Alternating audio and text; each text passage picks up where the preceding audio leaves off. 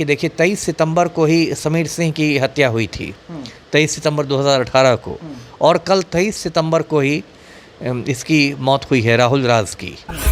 और मुजफ्फरपुर में बहुत भूमाफिया की सक्रियता रही है। उनका कहना है कि ये सिर्फ एक संयोग नहीं हो सकता है, ये मतलब इसके पीछे कुछ साजिश है। और उनका ये कहना है कि ये एक हत्या की गई है और हत्या को दुर्घटना का रूप दे दिया गया है। मतलब उनका कहना है कि ठीक है, वो इनका पीछा हो रहा था, वो लोग ताक में थे हत्यारे, और जब उन्होंने देखा कि बुलेट से जा रहा है तो गाड़ी से मतलब मार के भाग गए। और कोई भी बुलेट से जा रहे थे, अपने इनका घर पारू पड़ता है, वहाँ से ये आ रहे थे मुजफ्फरपुर, और वहीं सामने से आती हुई एक गाड़ी ने इनको धक्का मार दिया। तो ये विशुद्ध दुर्घटना नहीं हो, एक सोची समझी साजिश के तहत उसका कत्ल किया गया हो। क्योंकि देखिए दिनेश सिंह जो है उनका भी थोड़ा विवादित रहा है, इतिहास रहा है, तो थोड़ा विवादित रहा है। वो पहले ट्रांसपोर्ट का कामकाज करते थे, वही तारीख वही हर चीज़ वही तारीख, यहाँ तक कि समय भी वही 7 बजे संध्या। तो उनका कहना है।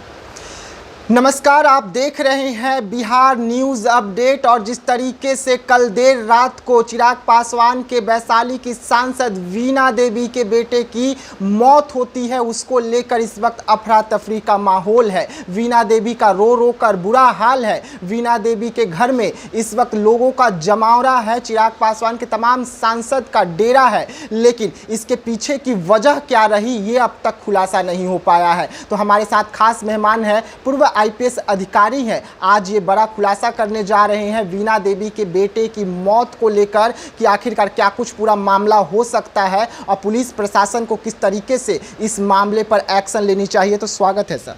जी धन्यवाद आपका, थैंक यू। कल एक दुखद खबर आई सर चिराग पासवान की पार्टी के लिए और खास करके वीणा देवी के लिए कि उनके बेटे की मौत हो गई। एक्सीडेंट में बताया जा रहा है कि ये मौत हुई है, इसे कैसे देख रहे हैं? देखिए पूरा मामला मैं दर्शकों को बताता हूँ। ये जो मामला है ये कल शाम का है जी। और लोजपा की सांसद हैं वैशाली से श्रीमती वीणा देवी जी। और उनके पति जदयू के एमएलसी हैं दिनेश सिंह। तो इन दोनों के बेटे थे राहुल राज उर्फ छोटू सिंह। और ये वीणा देवी के बेटे नहीं, ये वीणा देवी के आप सौतेले बेटे कह सकते हैं, दिनेश सिंह के पहली पत्नी के ये बेटे हैं।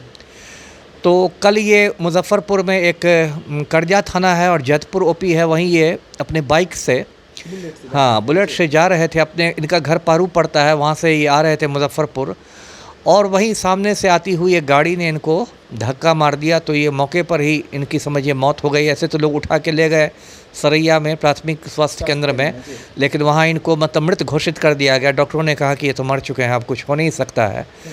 तो इसको लेके नेचुरल है कि तो बहुत दुखद बात है। जवान आर्मी थे। इनकी जो पत्नी है राहुल राज की पत्नी निरुपमा सिंह, ये मुजफ्फरपुर जिला परिषद की उपाध्यक्षा है। और दुखद घटना तो है। इसमें क्या है कि भरी जवानी में कोई आदमी इस तरीके से चला जाए तो वो तो दुख की बात है।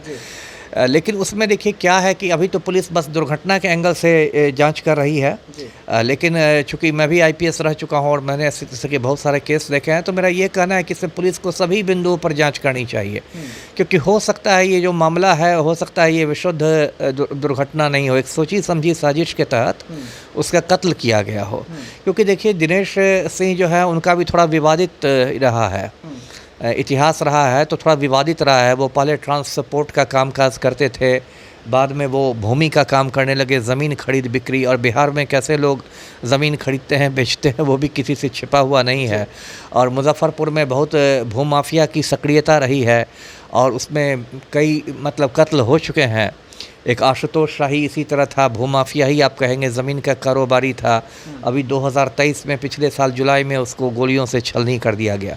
इसी तरह 2018 में मुजफ्फरपुर का पूर्व मेयर था समीर सिंह, जो इसका दिनेश सिंह का बिजनेस पार्टनर भी एक ज़माने में था, उसकी AK-47 से हत्या कर दी गई थी, उसको मार डाला गया था। तो उसके बाद फिर आशुतोष शाही के चचेरे भाई अभिषेक शाही की हत्या हो गई। तो मुजफ्फरपुर में ये जो ज़मीन की खरीद बिक्री को लेकर और इनका आपसी वर्चस्व की लड़ाई में बहुत लाशें गिरती रहती है। आज से नहीं, सालों से ये मामला है। और इसमें ये बात आ रही है कि एक लोग बता रहे हैं, जैसा मुजफ्फरपुर में मेरे लोग मौजूद हैं, वो बता रहे हैं कि देखिए 23 सितंबर को ही समीर सिंह की हत्या हुई थी, 23 सितंबर 2018 को, और कल 23 सितंबर को ही इसकी मौत हुई है राहुल राज की। तो वो लोग कह रहे हैं कि ये सिर्फ एक संयोग नहीं हो सकता है, वही तारीख, वही हर चीज़। वही तारीख और यहाँ तक कि समय भी वही 7 बजे संध्या। तो उनका कहना है कि ये सिर्फ एक संयोग नहीं हो सकता है, ये मतलब इसके पीछे कुछ साजिश है। और उनका ये कहना है कि ये एक हत्या की गई है और हत्या को दुर्घटना का रूप दे दिया गया है। मतलब उनका कहना है कि ठीक है, वो इनका पीछा हो रहा था, वो लोग ताक में थे हत्यारे, और जब उन्होंने देखा कि बुलेट से जा रहा है तो गाड़ी से मतलब मार के भाग गए। और कोई भी 4 चक्के वाली गाड़ी यदि बाइक पर चढ़ जाएगी तो उसका बाइक का क्या हाल होगा, आप जानते हैं। और सबसे बड़ी बात कि अब तक वो जो गाड़ी जो भी थी वो अब तक पुलिस की पकड़ में नहीं आई है। मान लीजिए 1 मिनट के लिए हम मान भी ले कि नहीं विश्व दुर्घटना ही थी, एक्सीडेंट था, तो कायदे से गाड़ी को तो आप पकड़िए, चाहे सीसीटीवी के फुटेज निकालिए, उससे गाड़ी का नंबर पता कीजिए, कौन सी गाड़ी थी, क्या गाड़ी थी, और उस गाड़ी को तो पकड़िए, ड्राइवर से तो पूछताछ कीजिए, उसके बाद ही पूरा खुलासा होगा।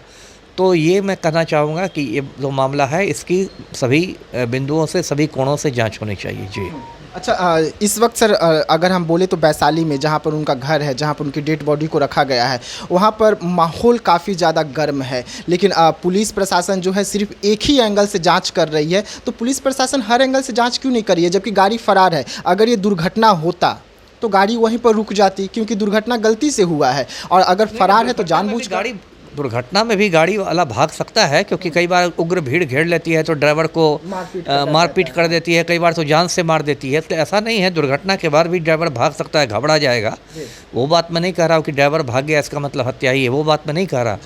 लेकिन देखिए, कभी भी पुलिस में इतने दिन से मैंने IPS में यही सीखा, सब लोग जानते हैं कि किसी एक एंगल से ही आपको जांच नहीं करना है। किसी भी घटना के बहुत सारे कोण होते हैं, आपको सभी कोणों से जांच करना है, तभी सच्चाई सामने आएगी। और जबकि पता है कि उनका बिजनेस क्या था, आपसी रंजिश हो सकता है, आपसी पैसे का लेन देन हो सकता है, बहुत सारी चीज़ें हैं, बहुत सारी चीज़ें हैं। इसलिए इसको मतलब सीधे दुर्घटना करके खारिज नहीं किया सकता है, इसको सभी कोणों से। सबसे ज़रूरी आज की तारीख में जो पहला कदम है, सीधी बात है कि पुलिस वाले उस गाड़ी को पकड़ें, उसके ड्राइवर को पकड़ें, उससे पूछताछ करें, उससे मतलब सख्ती से पूछताछ करें, मतलब मनोवैज्ञानिक दबाव देके, और उसके बाद हो सकता है कुछ चौंकाने वाली बातें आए। जी, मतलब इसमें भी बड़ा खुलासा हो सकता है अगर पुलिस ड्राइवर पकड़ा जाए और अच्छे से जांच हो जाए तो। क्यों नहीं हो सकता है, क्यों नहीं हो सकता? ऐसे बहुत सारी, मैंने अपने सेवा काल में बहुत सारे कांड देखे हैं कि हत्या हो गई, उसको आत्महत्या की शक्ल दी जा रही है, या हत्या हो गई उसको दुर्घटना की शक्ल दी जा रही है। मतलब पुलिस को बरगलाने के लिए, पब्लिक को मूर्ख बनाने के लिए बहुत सारे काम करता है, लेकिन यदि पुलिस बारीकी से जांच करती है तो सच्चाई भी निकल ही जाती है। जी देखिए, पुलिस अगर बारीकी से कार्रवाई करती है तो सच्चाई निकल के आती है, और यही है अब वजह कि पुलिस अगर इतने बड़े मामले की बारीकी से सच्चाई करे और जांच करे तो इसमें भी बहुत कुछ मामले निकलकर सामने आ सकते हैं, क्योंकि वो लगातार ज़मीन की खरीद बिक्री भी कर रहे थे, उनका बिजनेस था, पैसे का लेन देन का भी एंगल से अगर पुलिस जांच करे तो बहुत कुछ इस मामले में और नए खुलासे हो सकते हैं, और हर बिंदुओं से इस वक्त पुलिस को इस पर जाँच करनी चाहिए। तो ऐसे तमाम खबरों के लिए आप बने रहिएगा हमारे साथ, दीजिएगा इजाज़त, धन्यवाद। Thank you sir.